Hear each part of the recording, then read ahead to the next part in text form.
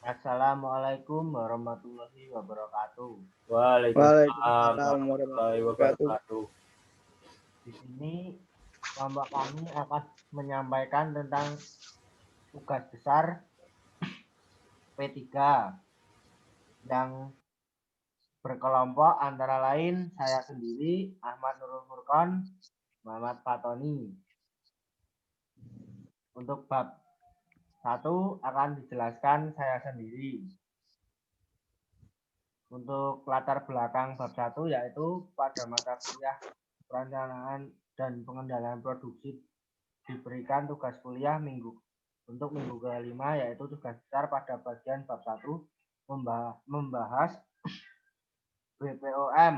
Tugas yang harus dikerjakan yaitu membuat struktur produk dan bill of material BPOM dari prototipe mobil Tamiya berdasarkan informasi jenis dan jumlah komponen penyusun keseluruhan. Hasil pengumpulan data BPOM bisa dilihat sendiri tabel yang ini, warna ini. Untuk diagram BOM-nya ini bisa dilihat sendiri. Yang awal mobil Tamiya sampai akhir baut roller. Analisis mobil Tamiya bisa dibaca sendiri ya, teman-teman. Lanjut, Mas Furqon. Untuk analisis dan pembahasan dari data BOM di atas diketahui bahwa Tamiya memiliki beberapa tingkat level dimulai dari level 0. Mobil Tamiya level 1 sasis, as roda, dan kap atau bodi Tamiya. Level 2 velg depan, velg belakang, gear, dinamo, baterai, roller, dan pengunci bodi Tamiya. Dan yang terakhir level 3 ban depan dan belakang, tutup gear, tutup dinamo, pengunci baterai, dan baut roller. Untuk bab 2 forecasting akan dijelaskan pada Mas Furqon. Forecasting, latar belakang. Forecasting dilakukan hampir semua orang, baik itu pemerintah, pengusaha maupun orang awam. Masalah yang diramalkan pun bervariasi seperti perkiraan cuaca, tingkat inflasi, situs politik maupun kursus uang. Peramalan dapat didefinisikan sebagai alat atau teknik atau memprediksi atau memperkirakan suatu nilai pada masa mendatang. Metode peramalan sendiri dibagi kedua kategori, metode kualitatif dan metode kuantitatif. Metode kualitatif bersifat intuitif dan biasa dilakukan apabila tidak terdapat data-data masa lalu atau historia sehingga peramalan secara mekanis tidak dapat dilakukan. Metode kualitatif memanfaatkan pendapat-pendapat dari para ahli yang dijadikan pertimbangan dalam mengambil keputusan sebagai hasil dari peramalan dilakukan. Ini adalah pengumpulan datanya dari tahun 2012-2013.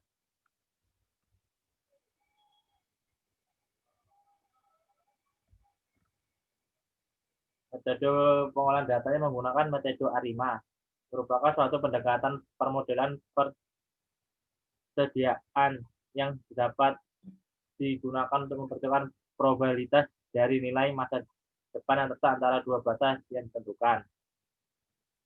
Kenapa memilih ARIMA? Karena memiliki kelebihan, memiliki sifat yang fleksibel, mengikuti pola data, memiliki tingkat akurasi peramalan yang cukup tinggi dan dapat digunakan untuk merambahkan sejumlah variabel yang cepat. Pengolahan data. Yang pertama, langkah pertama kita membuka ini, kemudian hasilnya seperti ini. Lanjut, yang kedua, menggunakan diagram stasioner dengan ragam atau dengan RP 0,00. Seperti ini bentuk grafiknya. Lanjut, melakukan transformasi dengan cara berikut. Hasil stasioner yaitu RP 1.0 seperti ini grafiknya. Selanjutnya, cek stasioner terhadap rata-rata dengan cara sebagai berikut. Seperti ini. Kemudian, hasil menunjukkan sudah stasioner terhadap rata-rata karena tidak ada lag yang lebih dari 3. Ini seperti ini. Kemudian, lanjut identifikasi PCF dengan cara sebagai berikut. Nah, hasil lolos karena lag yang keluar dari garis memiliki aman tidak lebih dari 3 untuk uji selanjutnya, yaitu uji ARIMA. Ini tidak lebih dari 3. Nah, uji ARIMA. Hasil menunjukkan, ini setelah diuji ARIMA, hasil sebagai berikut. Selanjutnya melakukan prokes 3 bulan ke depan dengan cara seperti ini. Nah, hasilnya seperti ini selama 3 bulan. Bulan pertama 42.429. Bulan kedua 42.433. Bulan ketiga 42.437. Analisis. Setelah melakukan pengolahan data dan diketahui hasilnya, untuk peramalan dan dapat dianalisis berdasarkan peramalan selama 3 bulan ke depan dengan menggunakan metode ARIMA. Dengan metode ini dapat menyelesaikan masalah adanya kestabilan penjualan dibandingkan bulan sebelumnya setelah melakukan pengujian dan metode software Manytab sebagai alat bantu melakukan pengujian peramalan. Kesimpulan. Dari hasil peramalan yang dilakukan pengujian di atas, data penjualan Tamiya 2 pada 2012 dan 2013 untuk peramalan 3 bulan ke depan dengan menggunakan metode ARIMA dapat disimpulkan bahwa pada nilai yang tinggi yang sudah stabil yang dibandingkan dari bulan sebelumnya untuk bulan ke-1 pada bulan kedua dan bulan ketiga. Nah, bab ketiga itu tentang aggregating planning. Aggregating planning atau suatu aktivitas operasional untuk menentukan jumlah dan waktu produksi pada masa depan yang akan datang. Nah, pengumpulan datanya seperti ini. Biaya untuk satu unit ini untuk pengolahan data seperti berikut. Nah, dapat menghasilkan total cost Rp2.328.071. Analisis dan kesimpulan. Berdasarkan pengolahan data di atas, didapatkan hasil yaitu waktu reguler jumlahnya seperti berikut, bisa dibaca sendiri. Kesimpulan berdasarkan analisis di atas, dapat tarik kesimpulan bahwa dengan ending inventory di bulan ketiga dan sisa 0, maka total cost yang dapat yaitu seperti berikut. Nah, bab keempat dan seterusnya akan dijelaskan oleh Mas Tony. Ya, selanjutnya bab 4, Master Production Schedule atau MPS. MPS merupakan suatu pernyataan tentang produk akhir dari suatu perusahaan industri manufaktur yang merencanakan produksi output berkaitan dengan kuantitas dan periode waktu. Dalam kasus ini terdapat produk tas mendapat pesanan yang harus dipenuhi pada periode berikutnya. Untuk mengetahui beberapa jumlah tas yang harus diproduksi dan kapan waktu produksinya, maka diperlukan penjadwalan produksi. Pengumpulan data sebagai berikut. Setelah itu pengolahan data hasilnya ada pada share screen tersebut. Selanjutnya analisis dan kesimpulan. Berdasarkan pengolahan data di atas didapatkan bahwa input yang digunakan dalam menyusun adalah data forecasting dari bill of material Tamiya. Data forecasting yang digunakan adalah data selama 4 periode selama 3 bulan. Pada tabel hasil pengolahan MPS didapatkan perencanaan MPS yang tepat dalam pembuatan Tamiya pada bulan April periode 1 sebanyak 200 unit. Selanjutnya bab 5 yaitu mengenai Material Recruitment Planning atau MRP.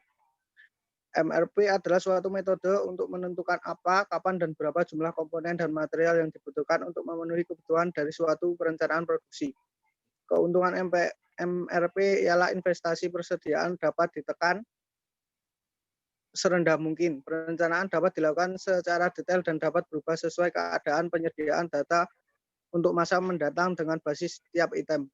Pengontrolan persediaan dapat dilakukan setiap saat. Jumlah pemesanan berdasarkan kebutuhan dan fokus pada waktu kebutuhan material. Untuk menentukan MRP ada beberapa masukan atau input yang dibutuhkan seperti berikut. Selanjutnya, pengumpulan data dari data kami sebagai berikut. Selanjutnya diolah hasilnya sebagai berikut. Analisisnya sebagai berikut ada di share screen. Dan selanjutnya bab 6, materi tentang Capacity Recruitment Planning atau CRP. Perencanaan kebutuhan kapasitas CRP merupakan analisis lanjutan dari MRP. CRP memberikan penilaian dan evaluasi secara terperinci dari sumber daya yang dibutuhkan untuk melakukan pesanan-pesanan fabrikasi, manufacturing order yang diciptakan melalui proses MRP. Jadi CRP merupakan validasi terhadap MRP. Beberapa informasi yang menjadi input CRP adalah sebagai berikut. Schedule of factory order release, work order status, routing data, work center data. Dari proses dalam CRP akan dihasilkan output yang terdiri dari laporan beban pusat kerja, perbaikan schedule of planned factory order release. Pengumpulan data sebagai berikut. Komponennya ada Tamiya, Kasis, Asroda, dan sebagainya. Selanjutnya, pengolahan data. Pengolahan data sebagai berikut berdasarkan hasil perhitungan MRP, diketahui stasiun kerja yang mengalami kelebihan kapasitas atau overload dan kekurangan kapasitas atau underload. Perbandingan hasil ditunjukkan pada tabel tersebut.